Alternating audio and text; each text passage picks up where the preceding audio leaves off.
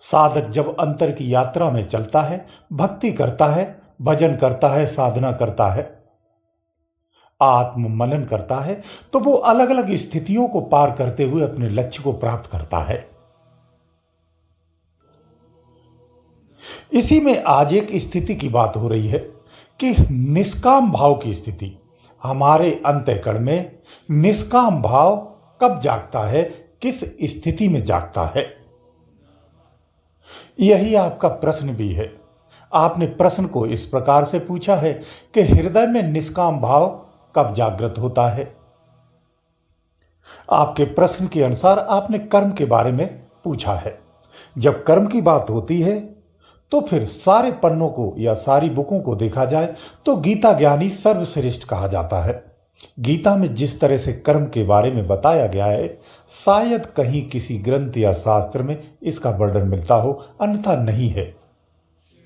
तो आज गीता के अनुसार ही इस कर्म के बारे में, निष्काम भाव के बारे में बात करते हैं, तो अच्छे से समझ में आएगा। गीता के अनुसार कर्म 3 प्रकार का होता है: कर्म, अकर्म और विकर्म। देह और इंद्रियों के द्वारा जो कार्य होता है उसे हम क्या कहते हैं? उसे हम कर्म कहते हैं।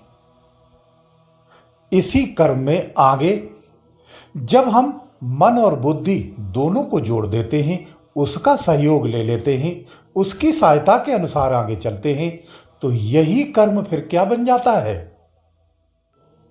विकर्म बन जाता है। यानी इस कर्म को हम फिर विकर्म कहते हैं। तो प्रश्न आता है कि तो इसे हम विकर्म क्यों कहते हैं? कर्म को हम विकर्म क्यों कहने लगते हैं मन और बुद्धि के सहयोग आने से? इसलिए कहने लगते हैं क्योंकि इस कर्म में बुद्धि का सहयोग हो जाता है। बुद्धि के सहयोग होने से यह कर्म श्रेष्ठ हो जाता है, इसीलिए कर्म से फिर विकर्म हो जाता है। ठीक ऐसे ही निष्कामता को लेकर भी यही होता है। कुछ साल, वर्ष, महीने, समय अंतर के बाद, जन्म के बाद, एक काल के बाद ये अकर्म का रूप धारण कर लेता है, अकर्म के रूप में उदित हो जाता है। जब अकर्म गहराई से अंतःकरण में विस्तारित हो जाता है, स्थापित हो जाता है, तो अपने प्रभाव से उसके मन में, साधक के मन में, उसके अंतःकरण में ऐसी भावना उदित करता है, ऐसी भावनाओं को जगाता है। फिर वो साधक ये सोचने लगता है कि कर्म करो तो भी फल नहीं है, कोई फल नहीं है, और ना करो तो भी कोई फल की प्राप्ति नहीं है। इस तरह की भावना उसके हृदय में जागृत हो जाती है। ऐसी स्थिति, ऐसी भावनाओं को प्राप्त करने वाले कई महापुरुष हुए हैं जो इतिहास में जिनका नाम दर्ज है। कर्म ना करने पर भी फल नहीं है, कर्म करने पर भी फल नहीं है, ऐसे 2 मार्गों को चुनने वाले जो महापुरुष हुए हैं उनके नाम बताता हूं। उनके नाम इस प्रकार से हैं। जैसे राजा जनक हुए हैं, राम हुए हैं, कृष्ण हुए हैं, व्यास हुए हैं, अश्वपति हुए हैं, प्रवाहण हुए हैं, जो कर्म करते हुए सिद्ध को प्राप्त हुए हैं। इन्होंने वेद युक्त निष्कामता ग्रहण करके जीवन यापन किया है। इसलिए वेद श्रेष्ठ है, उत्तम है, वेद पवित्र है, कल्याणकारी है, सत्य में लय कराने की प्रेरणा है। दूसरे महापुरुष वो जिन्होंने निवृत्त मार्ग को अपनाया है, जिन्होंने कर्म नहीं किया है, केवल ज्ञान में ही स्थित हुए हैं।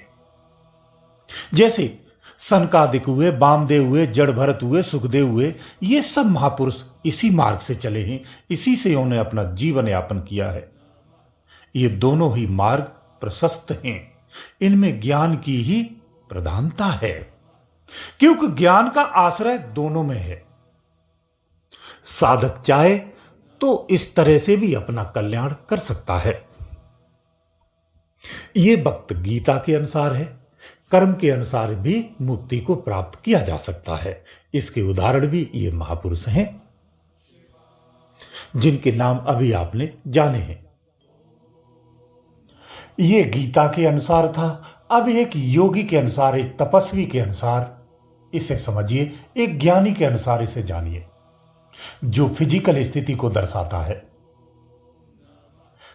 जो साधक भजन करता है, ध्यान मग्न होता है, और वो ध्यान मग्न होकर के जब अंतर में स्थित हो जाता है, वो पूर्णतः स्थिर न हो पाए तो भी कुछ क्षण के लिए भी अगर वो स्थिर होने लगता है तो उसके अंदर में निष्काम भाव जागृत हो जाता है। कुछ साधकों का तो आज्ञा चक्र भी पूरी तरह जागृत नहीं होता है और उनके अंदर में निष्कामता आ जाती है, निष्काम भाव पूरी तरह से जागृत हो जाता है। आप किसी भी धुनी में, किसी भी विधि में, किसी भी स्थिति में केवल अंतर में स्थिति स्थापित कर लेते हैं या स्थिर हो जाते हैं, बस इतने में ही आपको निष्काम भाव जागृत हो जाता है।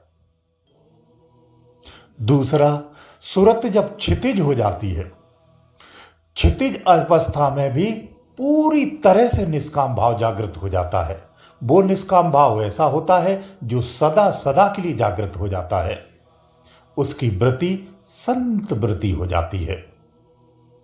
वैसे संसार में जितनी भी वृत्तियां हैं, उन समस्त वृत्तियों में संत वृत्ति ही सबसे श्रेष्ठ है, क्योंकि संत वृत्ति ही परम आनंद की स्थिति होती है, जो पूर्णतः ज्ञान अवस्था में होती है। संत वृत्ति में जो जीता है, उसी की प्रवृत्ति संत प्रवृत्ति होती है, वही वास्तव में संत होता है। ये कपड़े रंगने से संत नहीं होते हैं, वस्त्रों को रंगने से, कमंडल लेने से, खड़ाऊ पहनने से, साफा बांधने से संत नहीं होता है। संत तब होता है हमारे शरीर के अंदर की जो मशीनरी है, जो गति है, जो क्रिया है, जो फोकस है, वो संसार से हट करके अंदर की दुनिया की तरफ घूम जाता है। अंदर का कैमरा जब घूम करके भीतर की दुनिया में जाकर के स्थापित हो जाता है, तो बाहर की सारी एक्टिविटी रुक जाती है। इस स्थिति में साधक शांत हो जाता है, स्थिर हो जाता है। इसी अवस्था को ही संत अवस्था कहते हैं। ये थोड़ा समझाने के लिए कहा है, लेकिन एक ज्ञान की दृष्टि में अंदर में देखेंगे तो इससे भी उच्च कोटि की स्थिति होती है। लेकिन यही अवस्था है, संत अवस्था कहलाती है। इसी को संत कहते हैं। जो संत प्रवृत्ति में रहता है, उसे न खाने का, न पहनने का, न ओढ़ने का कोई होश नहीं रहता है। फिर वो बड़े बड़े महल नहीं बनाता है, वो व्यापार भी नहीं करता है। विस्तार से नहीं कहूंगा, हो सकता है किसी की काट हो जाए, इसलिए इशारों में कहता हूं, आपको समझना चाहिए। जो संत होता है वो शांत और एकांत ही रहता है, वो अपने आप में रहता है, बस इतना है। वो संत होता है, वो संत प्रवृत्ति होती है। ऐसे संतों की एक दृष्टि मात्र से ही भक्त का कल्याण हो जाता है। याद रखो, एक व्यापारी एक बार संत बन सकता है बामुश्किल, परंतु एक संत कभी भी व्यापारी नहीं हो सकता है। अगर आप एक गृहस्थ हैं, गृहस्थ जीवन बिताते हुए आप अपने काम से काम रखते हैं, शांत रहते हैं, अपने ही घर में रह करके अपने काम से काम रखते हैं, व्यर्थ की बकवास नहीं करते हैं, व्यर्थ के दूसरे लोगों पर आपका कोई ध्यान या मतलब नहीं है, तो भी आप समझिए आप संत प्रवृत्ति में ही हैं। ये भी एक बाहरी प्रवृत्ति है, इसे हम अज्ञानमय संत प्रवृत्ति कह सकते हैं।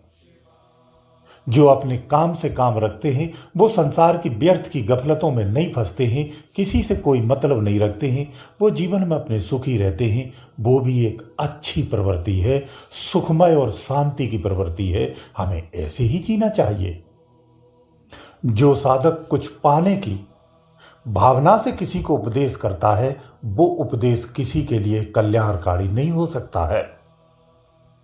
संसार का कोई भी आप सत्कर्म करते हो, सारे संसार में समस्त प्रकार को कर्मों को लिया जाए, केवल एक ही कर्म श्रेष्ठ होता है, वो है निस्वार्थ कर्म।